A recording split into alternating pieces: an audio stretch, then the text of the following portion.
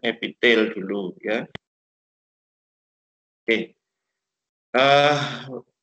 Kalau jaringan epitel itu jaringan atau sel-sel yang melapisi permukaan tubuh, ya, jadi permukaan tubuh kulit, ya, kemudian rongga tubuh, jadi kalau ada saluran-saluran dalam tubuh seperti usus, ya, pembuluh darah, itu selalu dilapisi oleh jaringan epitel dan juga membentuk kelenjar, ya, kelenjar endokrin dan sebagainya, itu yang membentuk adalah sel atau jaringan epitel.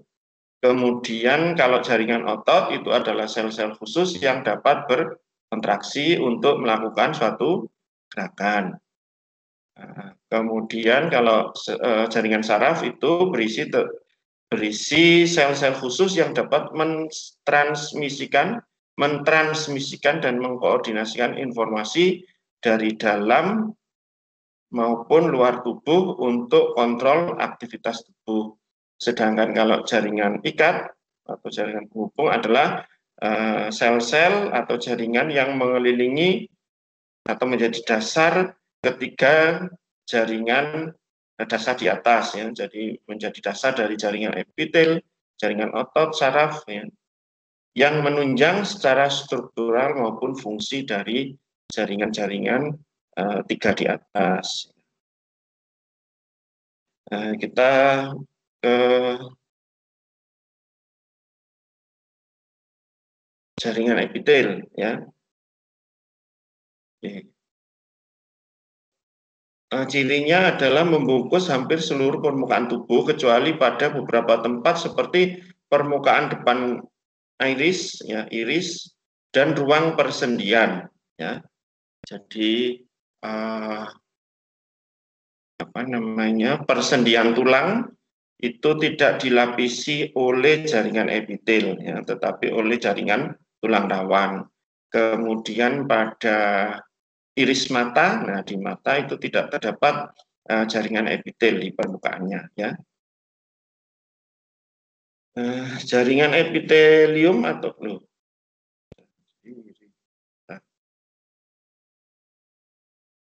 jaringan epitelium itu melapisi permukaan tubuh, membatasi rongga tubuh, kemudian jaringan epitel yang melapisi lapisan luar tubuh disebut dengan epitelium, ya.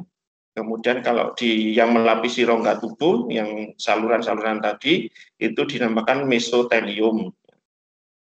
Ya, tapi ya kadang tetap saja disebut epitel kadang gitu, ya. Tetapi secara umum, secara khusus sebenarnya, secara khusus namanya adalah mesotelium. Kemudian yang membungkus organ tubuh, misalnya jantung dan sebagainya, itu kita sebut dengan endotel atau endotelium. Ya. Sebenarnya ya sama jaringan epitel juga. Ya. Nah, ini apa? Contoh-contohnya ya, contoh-contoh bentuk jaringan epitel. Tentu kalian sudah sangat paham ya, mungkin di biologi dasar ya, di biologi sel atau mungkin di SMA dulu sudah pernah dapat ya. Jadi ada yang berbentuk kolumner selapis ya, ada yang kuboid selapis ya, ada juga yang squamous ya, squamous selapis. Ya, squamous atau bentuk lembaran, kolumner bentuk tabung, dan kuboid bentuk kubus atau agak membulat ya, kubus.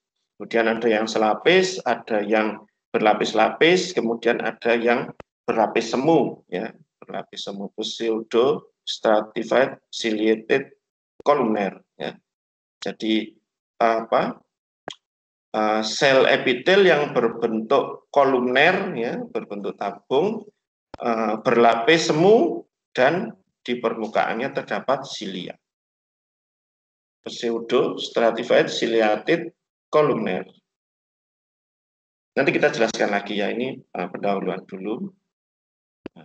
Ini ciri khas jaringan epitel ya, pada gambar sebelah kiri bagian atas itu apabila tampak dari samping gitu ya, tampak dari samping. Kemudian di bawahnya itu kalau tampak dari atas itu ya, kira-kira seperti itu gambarannya. Ya.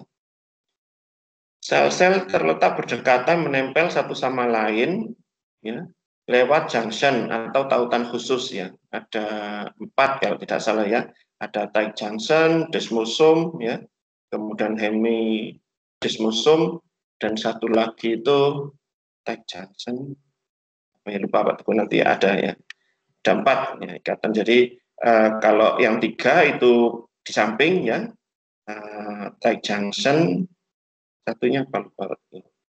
Terus desmosome itu ada di samping ya, jadi di dinding di bagian dinding samping gitu ya. Nah itu yang nanti akan berikatan dengan sel epitel yang lain sehingga bisa saling rapat dan melekat. Ya. Sedangkan di basal ada hemidesmosome ya, saling berikatan. Yang membentuk ikatan itu adalah protein. Ya. Untuk bagian apikal atau permukaan atas itu merupakan ujung yang bebas ya, berhubungan dengan lingkungan luar. Nah, pada bagian apikal ini bisa termodifikasi menjadi beberapa bentuk ya. Ada yang bersilia ya, kemudian ada yang membentuk fili ya, ada yang membentuk flagel dan sebagainya ya. Sedangkan permukaan basal pada bagian bawah melekat pada membran basal ya. Membran basal, lapis non-seluler, kaya protein dan polisakarida. Ya, nanti biasanya lamina basalis ya, nempel di lamina basalis. Nah, lamina basalis nanti ada 2, ya, nanti di belakang. Ya. Pak jelaskan. Kemudian jarang sekali terdapat pembuluh darahnya, jadi rapat, tidak ada pembuluh darahnya ya, tidak ada terinervasi oleh pembuluh darah ya. Jadi pembuluh darahnya mungkin hanya sampai di jaringan di bawahnya ya, jaringan di bawahnya. Kemudian untuk pertukaran nutrisi dan sebagainya itu langsung antar sel ya, antar sel. Ya, pertukaran udara dan sebagainya itu melalui antar sel.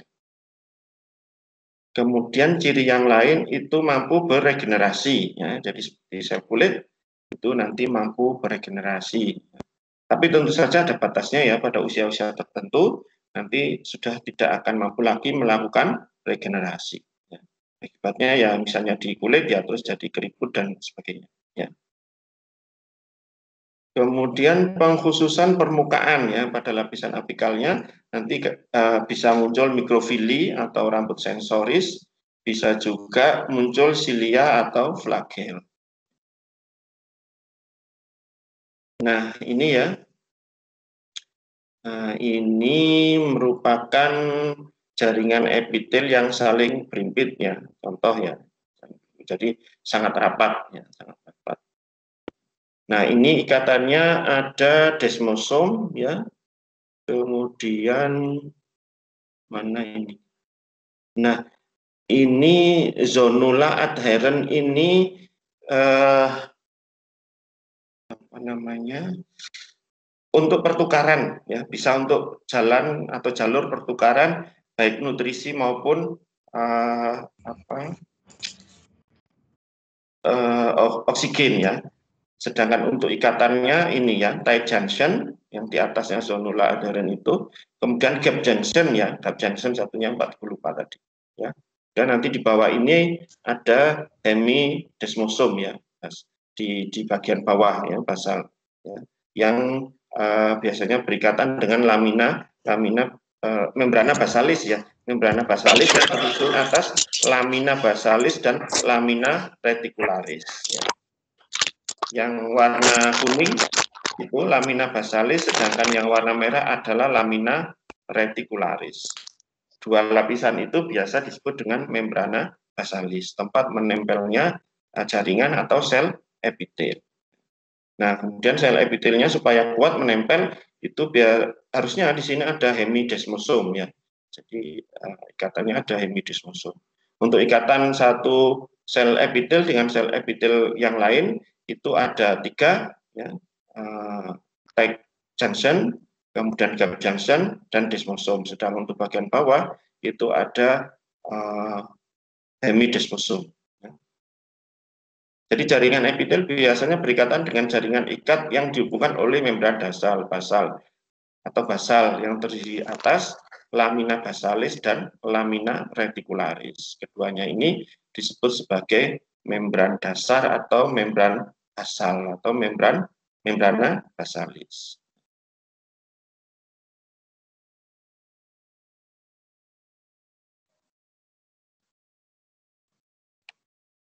Kemudian kita ke membran basal.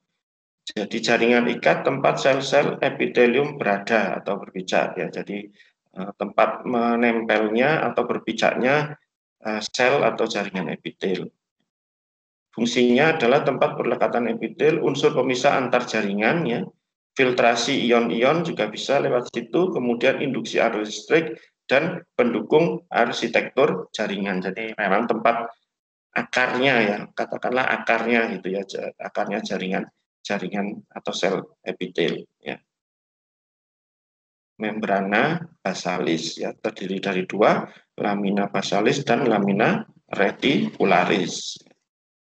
Kemudian komponen pembentuk membran basalis ini adalah kolagen, glikoprotein yang terdiri dari proteoglikan, laminin dan fibronektin.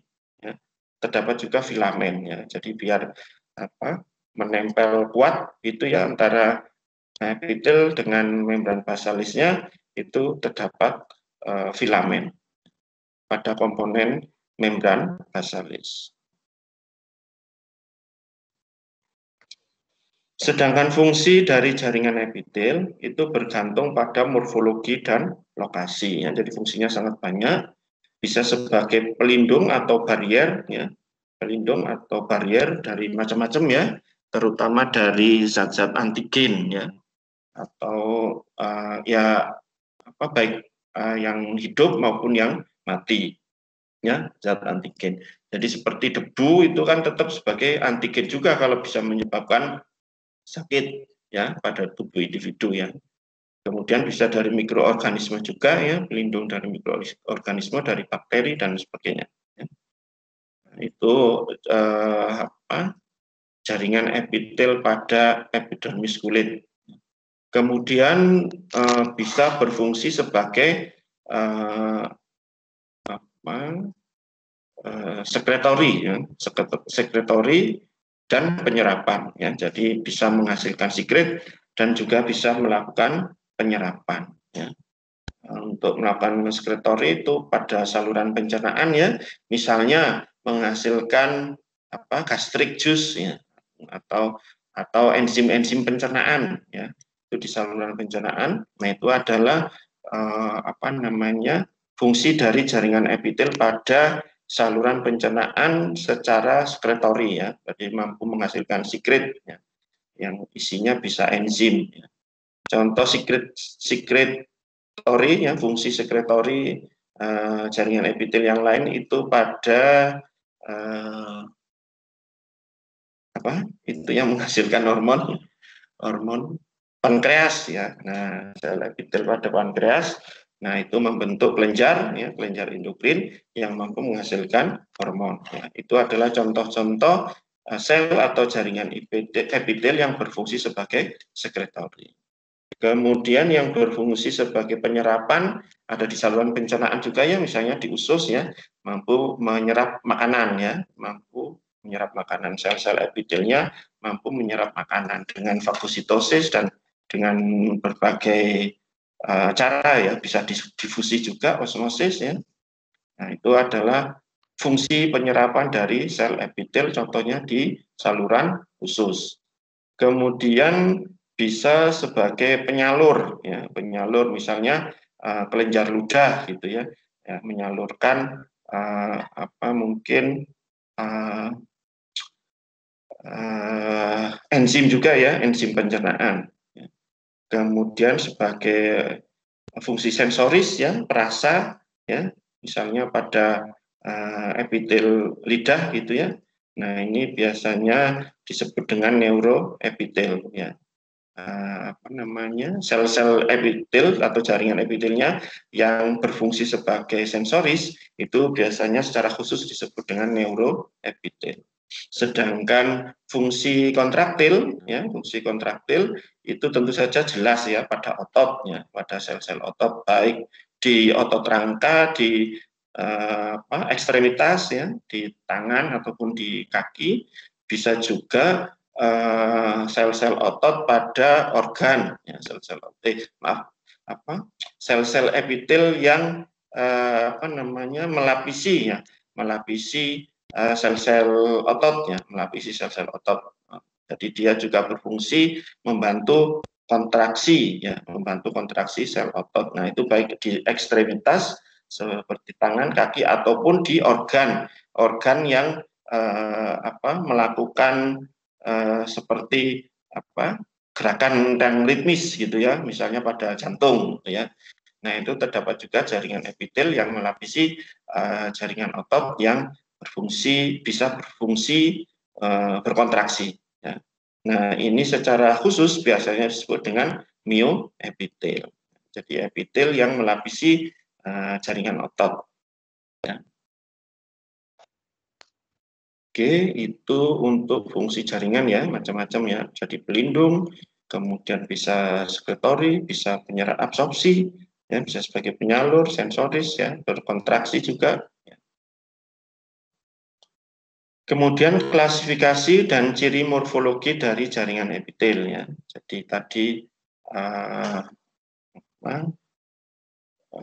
ciri secara umum sudah, kemudian fungsi, sekarang kita ke klasifikasi ya.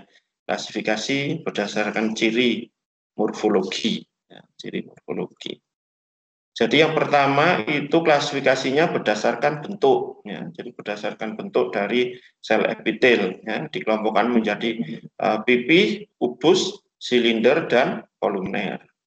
Oh ya, ini yang absen sudah bisa semua? Halo? Bapak, saya nggak bisa. Belum ya?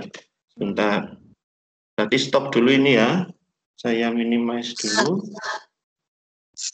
Kita ke...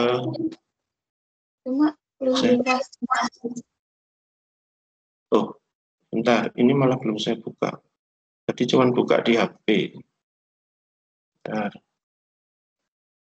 Saya cek kuliah absennya dulu. Siap.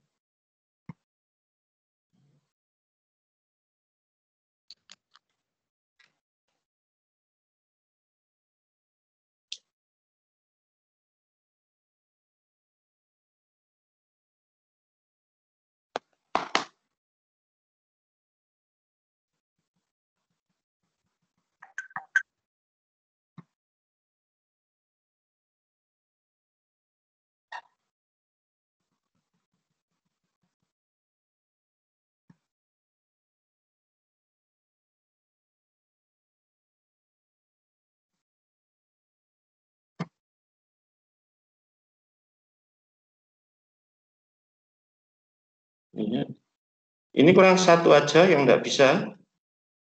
Siapa ini? Kurang satu orang saja yang belum bisa. Siapa tadi?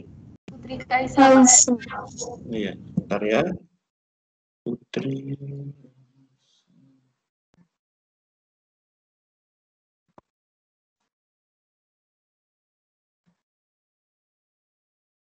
Ini halamannya banyak sekali, harus ngecek satu-satu. Putri Kaisa Naila ya? Iya, Pak. Oke. Ya, sudah beres. Kita kembali ke kuliahnya. Terima kasih, Pak. Ya, sama-sama. Coba dari sini.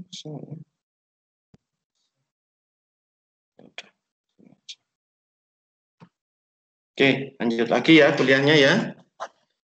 Kemudian berdasarkan susunannya itu terbagi menjadi sederhana atau simplek, satu lapis, satu baris, kemudian majemuk ya. Majemuk dua lapis. Bisa juga majemuknya ini pseudo ya. Bisa sudah pseudo stratified. Jadi sebenarnya simplek tapi kenampakannya seperti komplek ya, seperti majemuk. Ini saya rasa sudah pada paham semua kan ya. Sudah tinggal mengulang saja. Kemudian bentuk khusus ya. Kemudian bentuk khusus itu banyak silinder banyak baris ya. Pseudo stratified, sekresi mukus oleh sel goblet contohnya ya. Kemudian peralihan transisional, jadi dari selapis menjadi berlapis gitu ya. Kemudian neuroepitel tadi ya, jadi sel-sel epitel yang terdapat pada organ rasa ya, pengucap seperti pada lidah, ya, permukaan lidah. Kemudian myoepitel yaitu sel-sel epitel yang menempel pada jaringan otot. Ya. Kemudian epitel yang berpigmen ya, pada retina mata.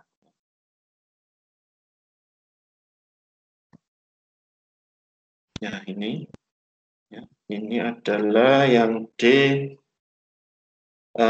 pseudo stratified ciliated juga kolumner, ya, ada pada diafragma, ya, contohnya ada pada diafragma, ya, bentuknya kira-kira seperti ini, ya, di atasnya itu, jadi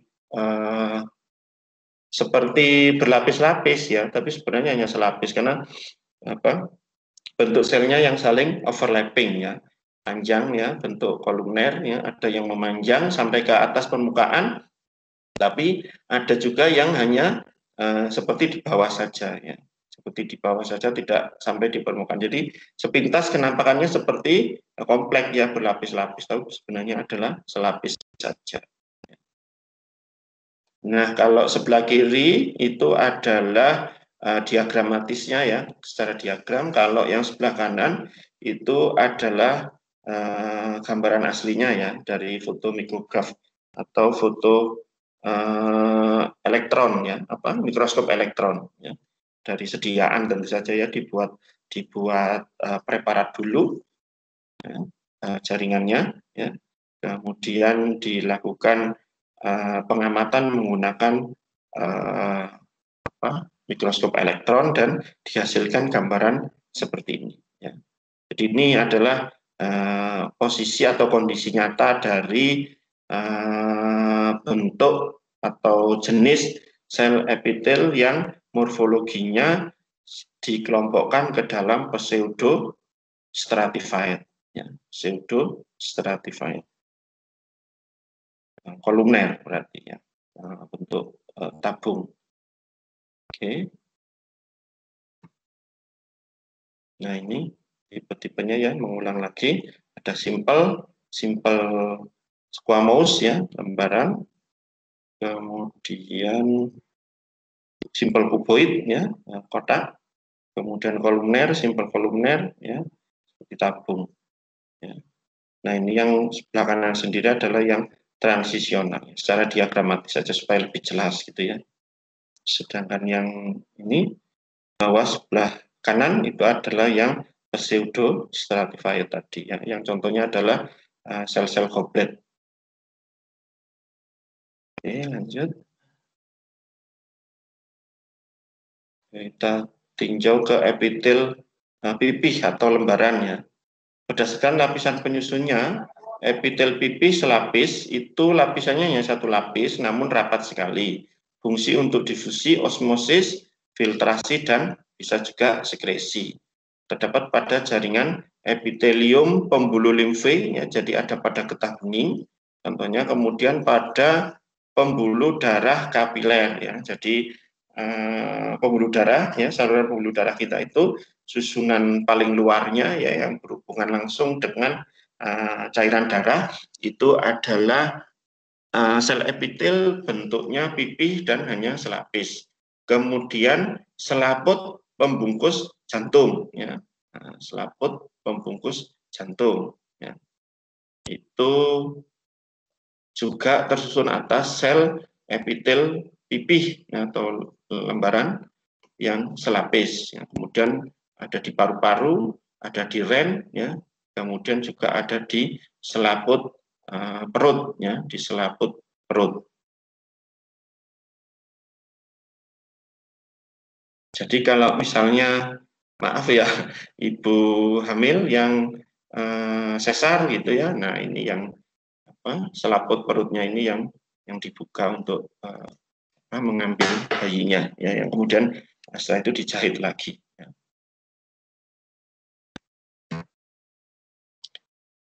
Kemudian epitel pipih berlapis ya, epitel pipih berlapis atau epitel lembaran berlapis. Lapisannya banyak dan tersusun sangat rapat. Fungsi sebagai pelindung terdapat di jaringan epitelium pada rongga mulut. Ya, ada di rongga mulut, rongga hidung, sampai ke salurannya, esofagus. Kemudian di telapak kaki. Nah, telapak kaki yang kita yang tebal itu, nah itu penyusunnya adalah epitel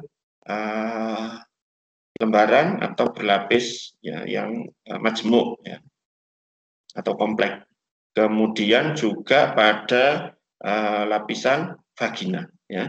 Jadi kalau kita melakukan apus vagina pada tikus, nah ya melakukan apus vagina pada tikus itu nanti yang kita peroleh ya, yang ikut mengelupas itu adalah sel epitel pipi berlapis.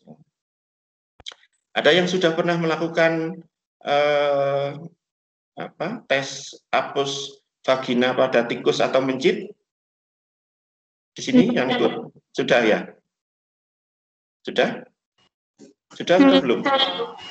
Belum ya. Jadi kalau belum mungkin sedikit cerita ya untuk biar tidak bosan. Jadi untuk melakukan apus vagina itu mudah ya. Jadi tapi kalau mencit agak susah ya karena kecil sekali ya. Mencit agak susah. Jadi terus mencit itu kan lumayan reaktif gitu ya. Jadi dia itu kalau dilepas itu langsung lari cepat gitu ya. Beda sama tikus ya, tikus putih maksudnya ya. Kalau tikus putih yang besar itu malah tenang ya. Dia dikeluarkan dari misalnya dari kurungannya atau boxnya itu dia enggak lari, paling ya cuman diam jalan ya, lihat-lihat gitu. Ya. Nah, sehingga kalau dilakukan apus vagina itu lebih mudah pada tikus putih ya daripada mencit. Tapi ya di mencit ya bisa. Yang kita gunakan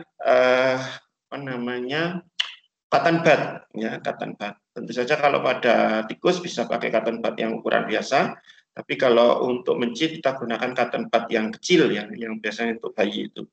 Nah, itu ya. Nah, kemudian bisa kita basahi dengan air saja cukup ya. Harus kita basahi ya dengan air.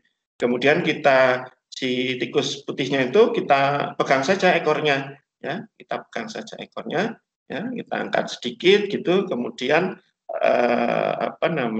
cotton bud yang sudah kita basahi tadi kita masukkan pelan-pelan ya, kemudian kita putar ya, terus kita keluarkan lagi. Kemudian hasil apusannya ini kita gulung-gulung ya, jangan digeser tapi digulung-gulung saja, maksudnya digelindingkan gitu ya, digelindingkan di atas, digelindingkan atau apa bahasa Indonesianya, digulung itulah di atas gelas benda ya, di atas gelas benda. Nah, kemudian kalau kita warnai bisa atau langsung kita amati juga bisa ya. Tapi akan lebih jelas kalau kita warnai ya pakai HE itu aja bisa ya, pakai hematoxylin, eusin bisa atau eusin saja bisa. Nah, kemudian kita amati. Nah, dari hasil apus vagina tersebut nanti kita akan bisa mengetahui ya, kita akan bisa mendeteksi kira-kira si tikusnya ini ataupun si mencitnya ini dalam kondisi tahap estrus yang apa ya. Misalnya mungkin dia lagi di med estrus, di estrus, atau mungkin lagi di posisi estrus ya. Di estrus, med estrus, di estrus ya, di estrus, med estrus, estrus satunya apa? Bapak Teguh ada 4 pokoknya ya, pro estrus ya, ada 4. Nah itu nanti bisa diketahui dari 4 tahap estrus tersebut dari apusan vagina itu ya. Jadi kalau dapat dari apusan vagina itu diamati di bawah mikroskop, kalau dapat sel epitel yang banyak, ya, sel epitel yang banyak, nah itu kemungkinan si tikus lagi posisi estrus, lagi posisi birahi. Ya. Jadi kalau mau dikawinkan bisa, ya, karena dia lagi posisi estrus. Ya. Nanti akan menghasilkan anak. Ya. Kemudian kalau hanya terdapat dari apusan vagina tadi ya, hanya terdapat istilahnya apa ya, seperti pecahan-pecahan kaca gitu aja ya, enggak ada selnya, tapi hanya seperti pecahan-pecahan kaca, istilahnya apa ya Pak Teguh lupa.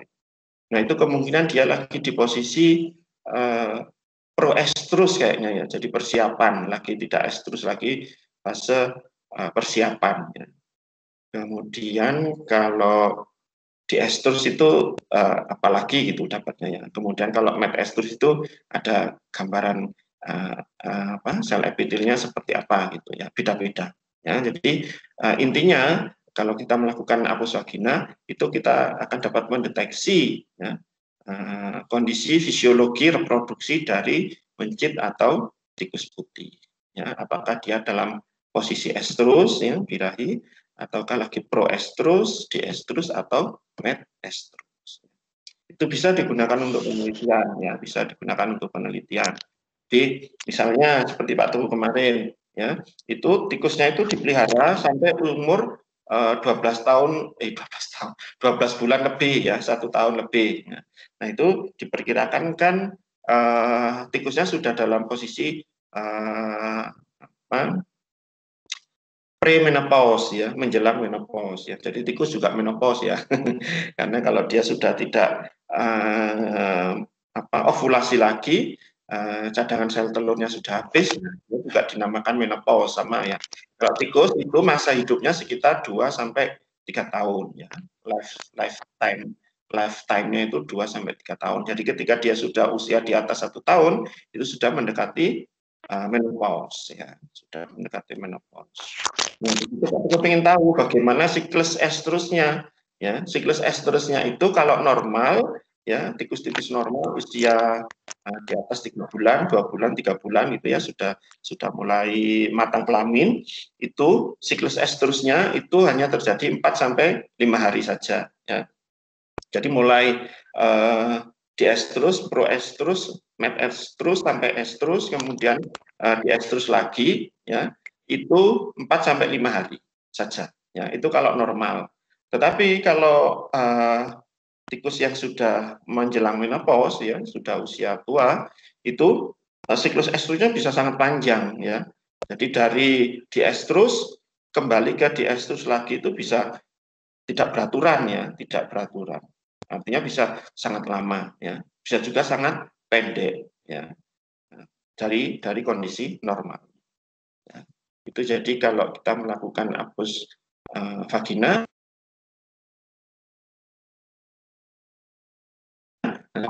ya, sel epitel pipi berlapis. Tapi biasanya kalau kita lakukan apus nanti jaringan epitelnya itu sudah tidak bentuk jaringan, tentu saja ya sudah akan terlepas selnya ya. Nanti yang kita amati sudah bentuk sel epitel saja, bukan jaringan. Ya. Oke, itu jadi contoh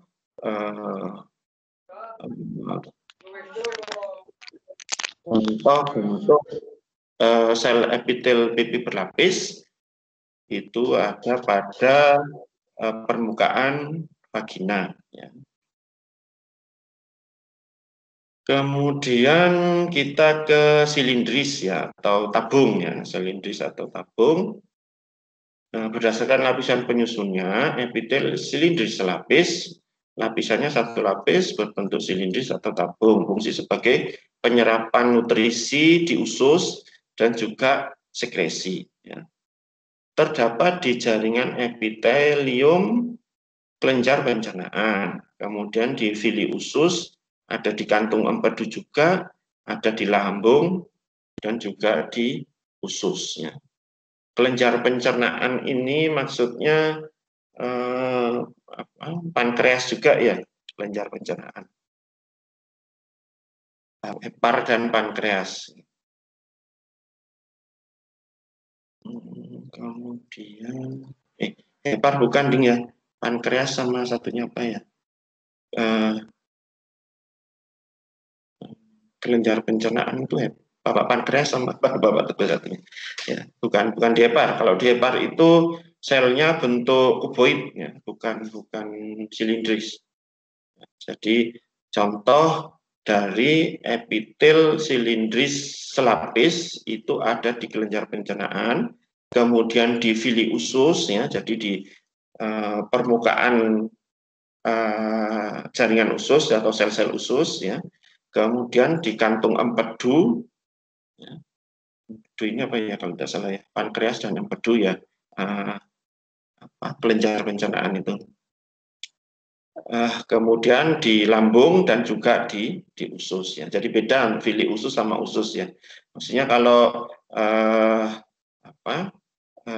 usus ini adalah lapisan epitel permukaan usus ya. Sedangkan villi itu ada di atasnya lagi ya, ada di atasnya lagi.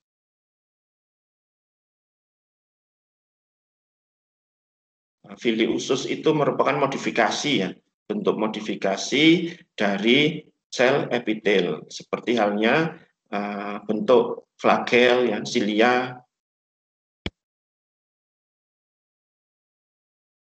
Nah, ini simple columnar epithel cell ya. Jadi pada diambilkan dari usus ini ya. Jadi yang gambar C itu diambilkan dari usus. Nah, ini kalau yang atasnya lagi itu silindris juga, sama ya, masih sama kayaknya ini usus ini ya. Jadi sama. Oh ya, kalau yang atas ya, yang atas itu yang sebelah kanan ya, sebelah kanan atas itu secara diagram, kemudian yang sebelah kirinya itu pengamatan asli dari mikroskop ya. Jadi terlihat sel-sel usus ya, sel-sel pembentuk usus ya pada bagian atasnya ya. Jadi sel epitel bentuknya kolumner selapis ya, bentuk tabung yang selapis. Kemudian kalau bawahnya yang C itu secara diagram, kemudian sebelahnya lagi itu menggunakan mikroskop elektron ya, fotomikograf. Tapi ini kayaknya bukan pakai elektron, mikroskop biasa ini kelihatan seperti ini juga ya. Ini kelihatan pewarnaan He ini kan. Jadi yang berwarna lebih gelap itu adalah inti selnya ya. Ini pewarnaan He. Jadi ini pakai mikroskop biasa nih, maaf, pakai mikroskop biasa ini, bukan elektron ya. Sebenarnya kalau praktikumnya nggak online kayak gini, sebenarnya ada ini di lab, punya banyak ini preparat aslinya. Jadi kalian bisa mengamati langsung di bawah mikroskop ya untuk jaringan usus ya, jaringan usus yang kalau ini yang tidak terdapat villi ya, yang ini tidak terdapat villi ya, di atasnya tidak terdapat villi ya. Jadi dia tidak melakukan fungsi penyerapan mungkin ya, tidak melakukan mungkin hanya melakukan fungsi penyerapan, maaf, bukan fungsi sekret ya, bukan fungsi sekretorik. Biasanya kalau ada villinya itu dia berfungsi sebagai sekret juga ya. Jadi Pak Teguh pernah mengamati usus atau intestinum ayam ya, yang ada villinya. Jadi bentuk dari sel epitelnya itu memang panjang-panjang ke atas gitu ya, terus membentuk saluran ya, membentuk kelenjar ya. Jadi di villinya itu seperti ada kelenjarnya ya. Yang villinya itu, kalau ini kan di atasnya rata semua ya. Kalau ini kan di atasnya, di atas sel epitelnya ini rata semua, tidak ada villinya ya.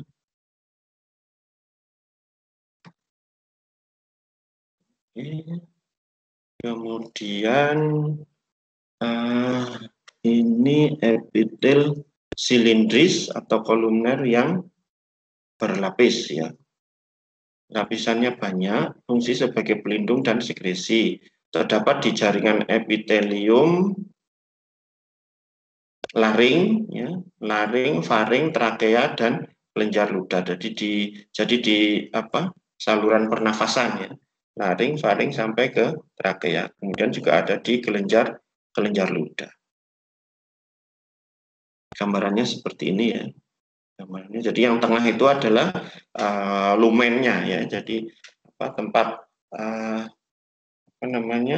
CO2 dan O2-nya dilalukan ya, dilewatkan kita bernafas ya, melewati lumen ini atau menghembuskan CO2 dari lumen ini juga ya. Tentu saja setelah dibawa oleh saluran darah dari sel-sel tubuh kita ya. Kemudian epitel yang berbentuk kubus ya, epitel yang berbentuk kubus atau kuboid yang selapis dulu. Ini lapisannya tentu saja satu lapis, fungsi sebagai pelindung dan sekresi. Terdapat pada jaringan epitelium permukaan ovarium ya, jadi di ovarium, permukaan ovarium ya, yang banyak terdapat folikel. Kemudian pada testis, kemudian pada lensa mata, kemudian pada nefron ya, pada ren, dan juga pada kelenjar tiroid di sekitar leher, di kelenjar tiroid. Ini ya bentuknya ya. Jadi yang yang bulat-bulat gelap itu adalah inti selnya. Ya. Bentuk selnya kubus atau kuboid dan selapis.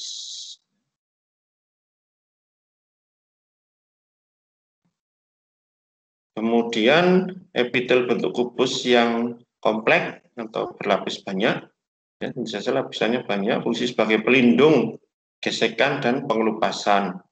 Kemudian juga bisa berfungsi sebagai absorpsi dan sekresi. Terdapat pada folikel ovarium. Nah, tadi kalau di ovariumnya itu adalah sel epitel kubus selapis, sedangkan di folikelnya, folikelnya sendiri, folikel ovarium itu terdapat sel epitel kubus yang berlapis atau stratified. Kemudian di permukaan ovarium juga ya, di permukaan ovarium selain terdapat epitel selapis juga terdapat epitel kubus ya, kubus selapis juga epitel kubus yang berlapis.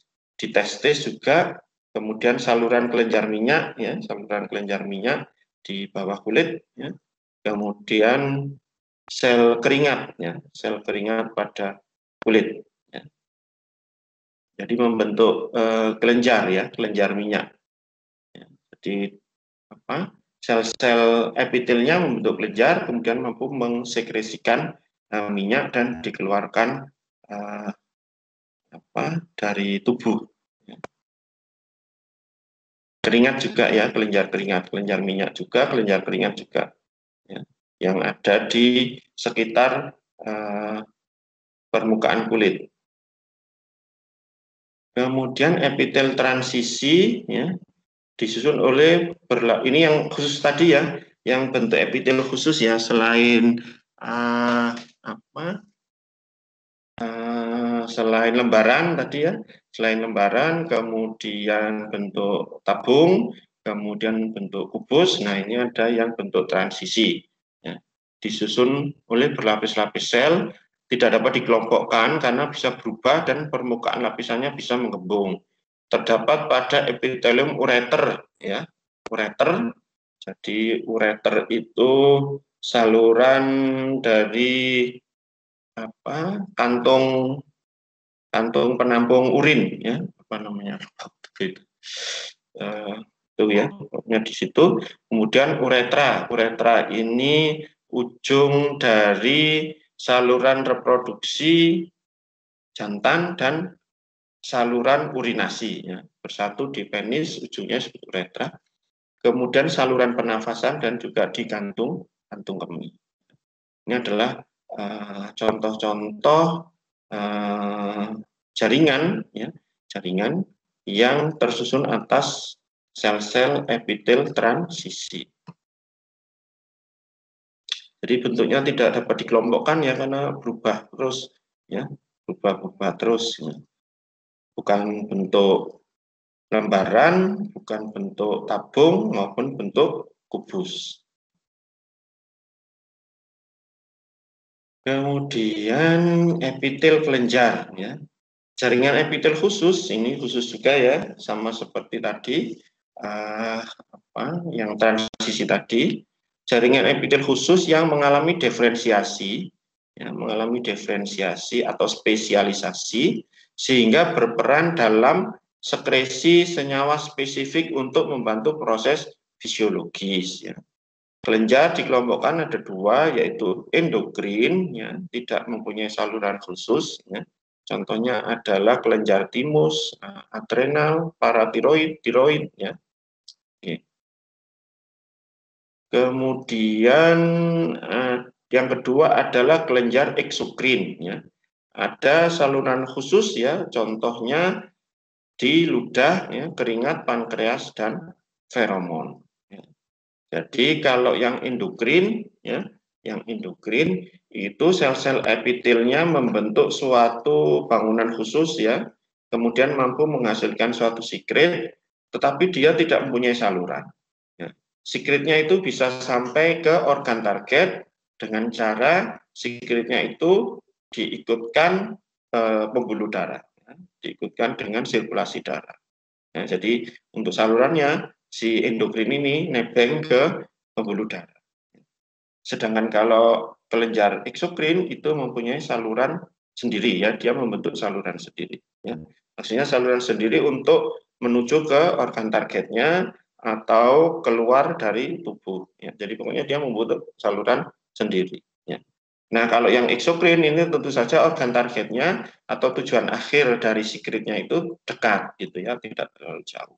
Ya, jadi misalnya keringat, gitu kan, ya, yang menghasilkan keringat itu adalah sel-sel kelenjar keringat yang ada di sekitar sel-sel kulit, gitu ya. Jadi, nah, tujuan akhirnya tentu saja hanya di luar tubuh, ya, di atasnya sel-sel kulit kan dekat. Ya.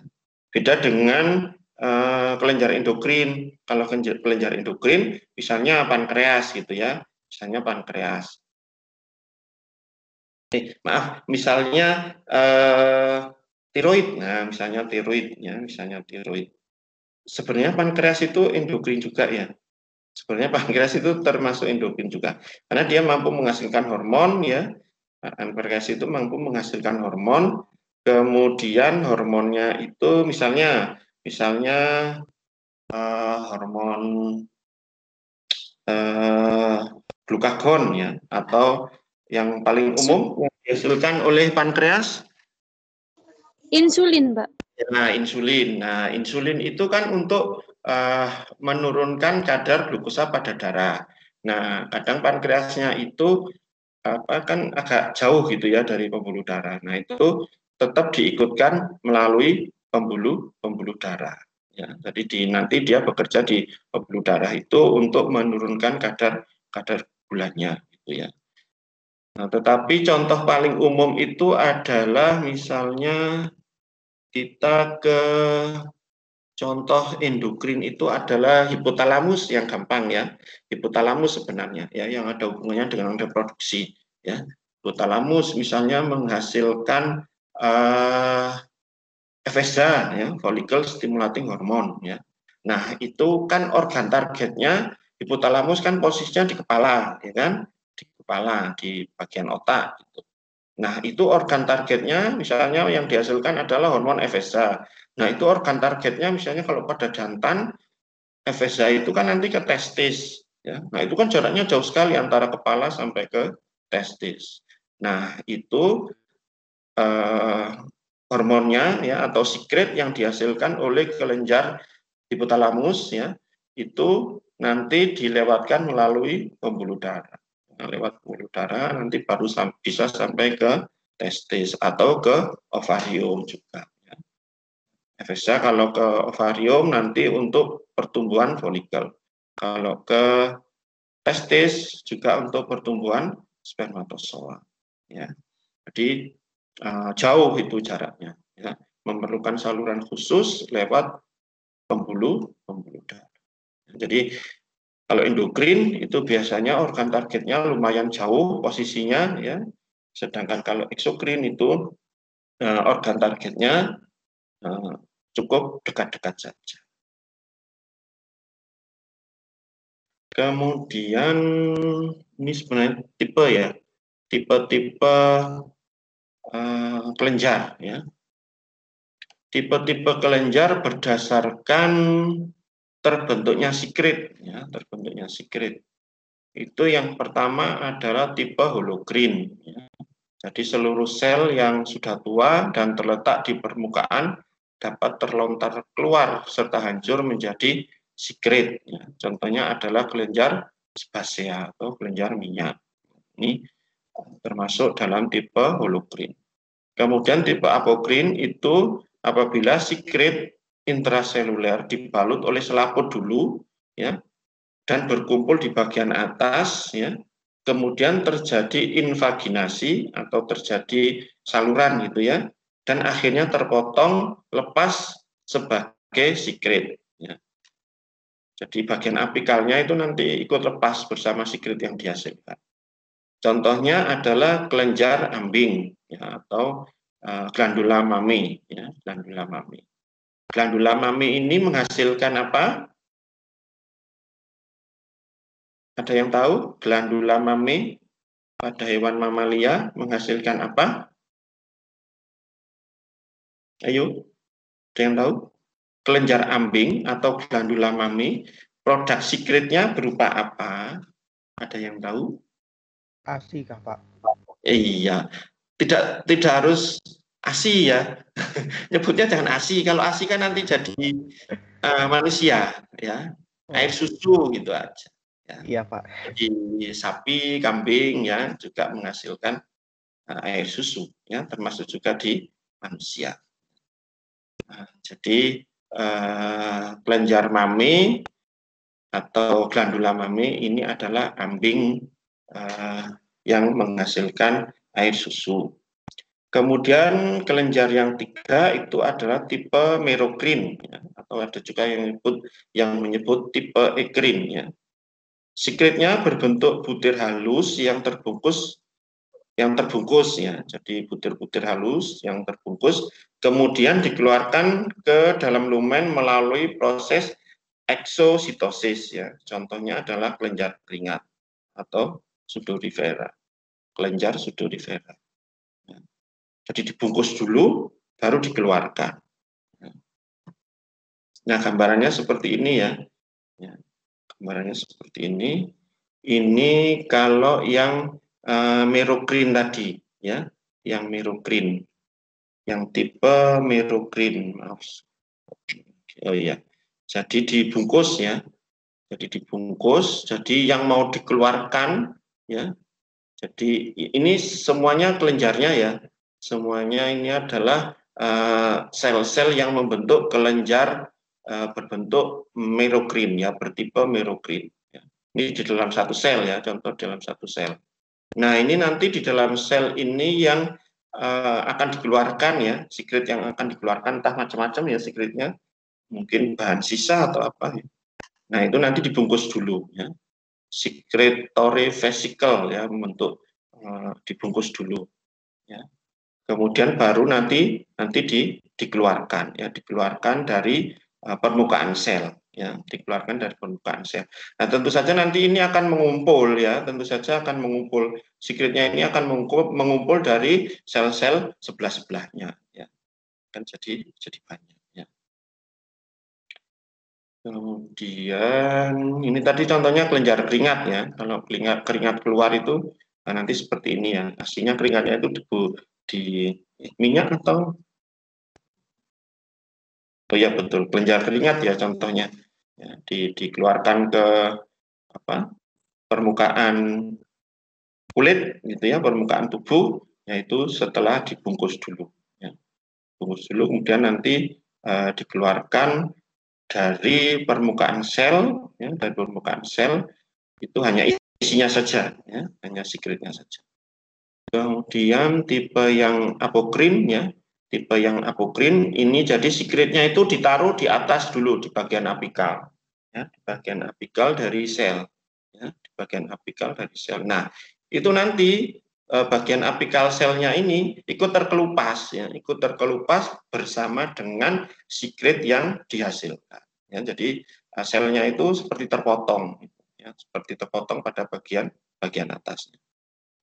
Itu adalah kelenjar tipe apokrin. Ya, sel-selnya bentuknya seperti ini. Nanti sel-selnya itu atasnya seperti terkelupas, terpotong, ya, bareng bersama zat-zat secretnya. Ya. Kemudian kalau yang tipe hologreen, ya, yang tipe hologreen itu mengumpul di atas, kemudian terbentuk invaginasi, ya, terbentuk invaginasi atau saluran ke arah dalam, gitu ya. Saluran ke arah dalam sel. Itu gambar yang sebelah kanan, ya. Selnya yang sebelah kanan itu kan ada cekungan-cekungan itu kan, ya.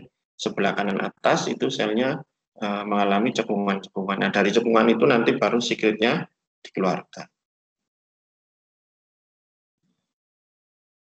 Itu 3 tipe dari kelenjar yang dibentuk oleh sel epitel.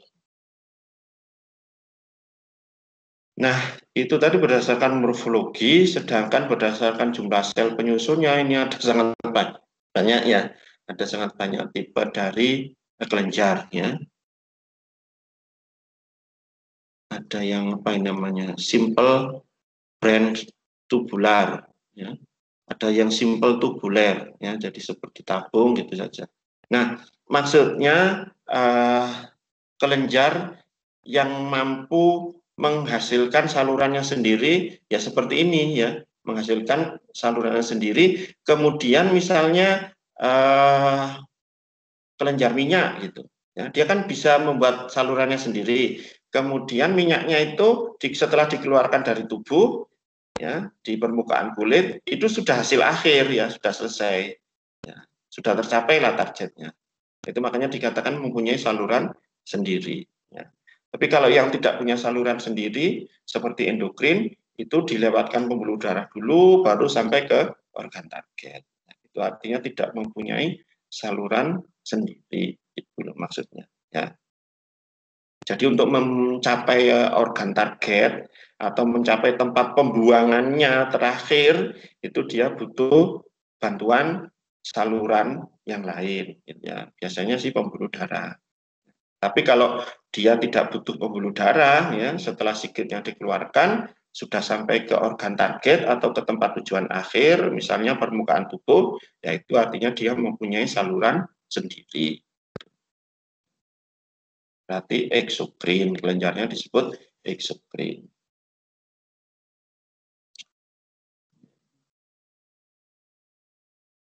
Ada yang simple coil tubular, ada yang simple asiner gitu, ya. Nanti dipelajari sendirilah, ya. Ada yang seperti bentuk anggur dan sebagainya, ya. Oke, sudah selesai. Ada pertanyaan untuk jaringan epitel? Pak Teguh masih punya janji untuk nerangkan yang sel hewan kemarin, ya, yang organel. Yuk, silakan, ada pertanyaan dulu. Bapak, saya mau bertanya. Ya, siapa namanya? Saya Amelia. Amelia, ya, silakan. Mengenai itu sel hewan.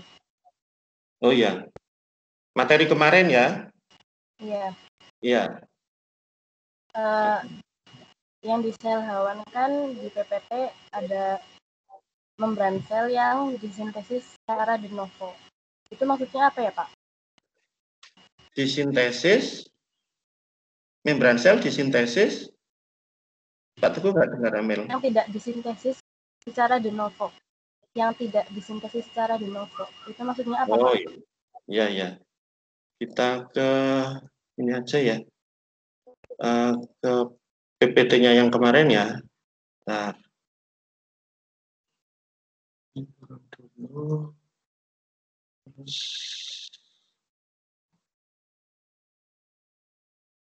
nanti kita coba share yang kemarin.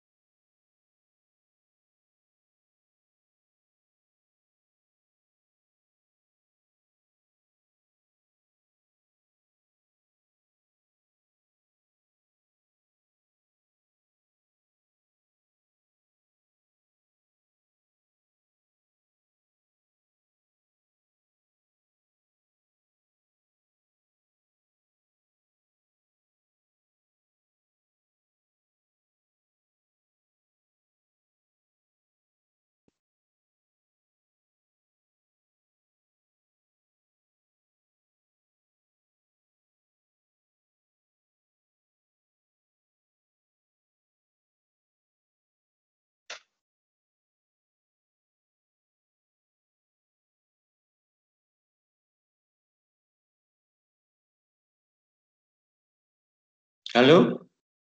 Sudah bisa dengar suara Pak Teguh? Bisa, Pak. Iya. Bisa, Pak. Dengar. Ya. Sudah, Pak. Tadi kok tiba-tiba hilang sinyalnya. Oke, di sini ya, kita pakai ini aja.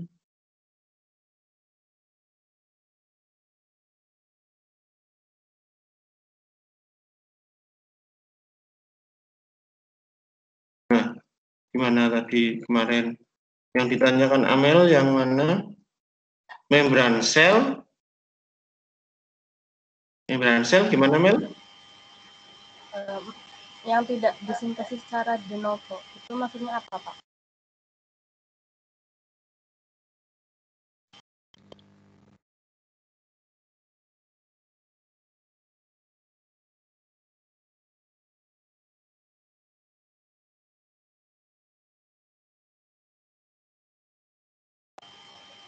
Di slide ke-11, Pak.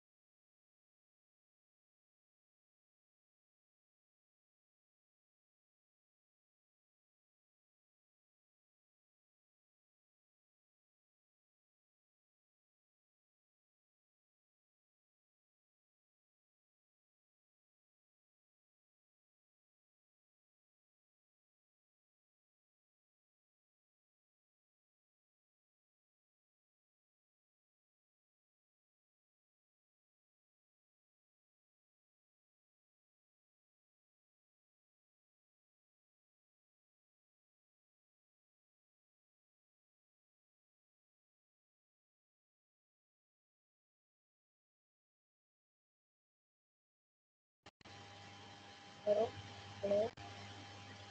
Ini kan ya.